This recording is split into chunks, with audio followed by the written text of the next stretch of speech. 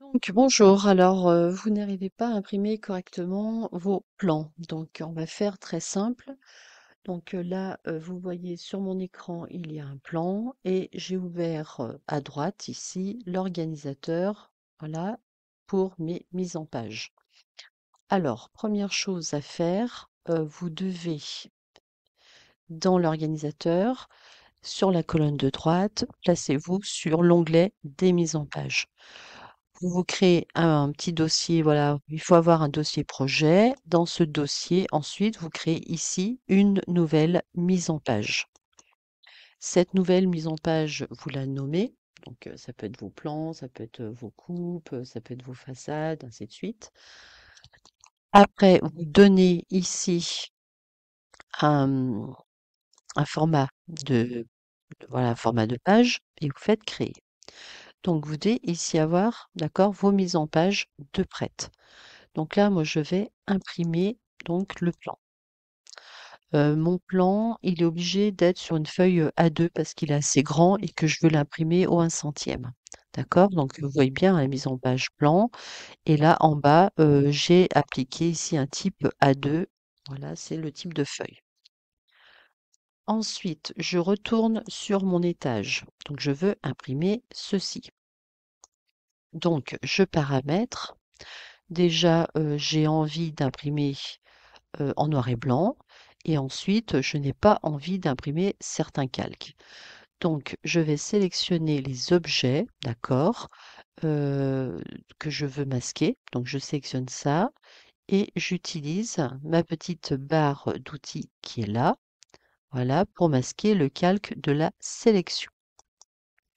Donc, je masque les coupes et puis je vais masquer également ce qui est façade. Voilà. Après, vous, hein, vous masquez bien ce que vous souhaitez ou vous révélez les calques que vous souhaitez.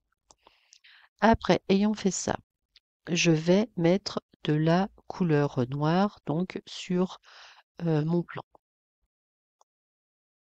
Donc, pour mettre la couleur noire sur le plan, je descends là en bas, je vais dans les jeux de stylo et au lieu d'être en jeu de stylo par outils et matériaux, je vais lui demander le jeu de stylo qui va tout passer en noir et avec une certaine épaisseur de trait.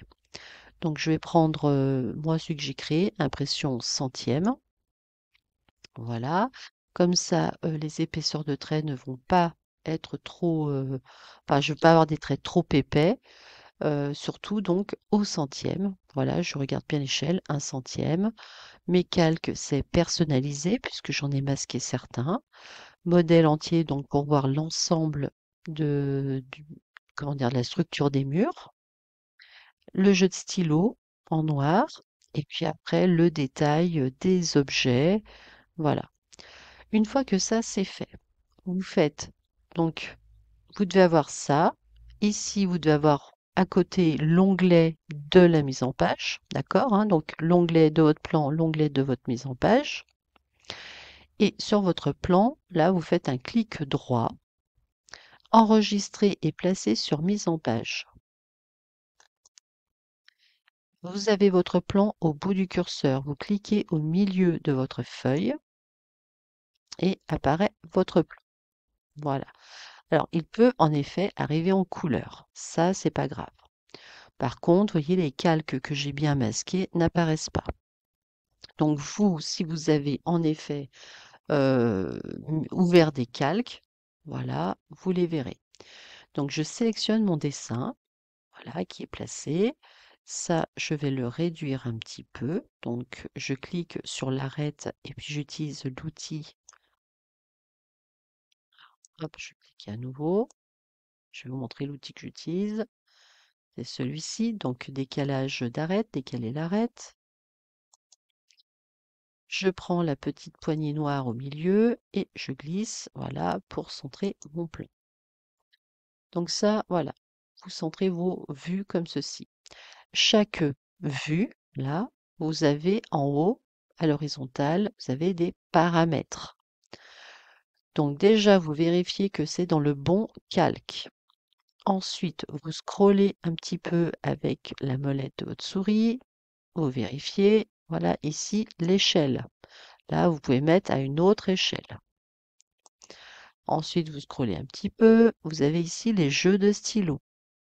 Donc, je vais cliquer là et je vais dire, moi, je veux comme sur la vue.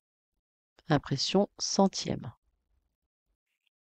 Et voilà, votre vue réapparaît en noir avec les calques qu'il vous faut. Une fois que cette mise en page est prête, elle peut être imprimée. Donc, je pense que c'était la question que vous m'avez posée par mail. Et puis, n'hésitez pas si vous avez un autre souci. Voilà, bonne soirée.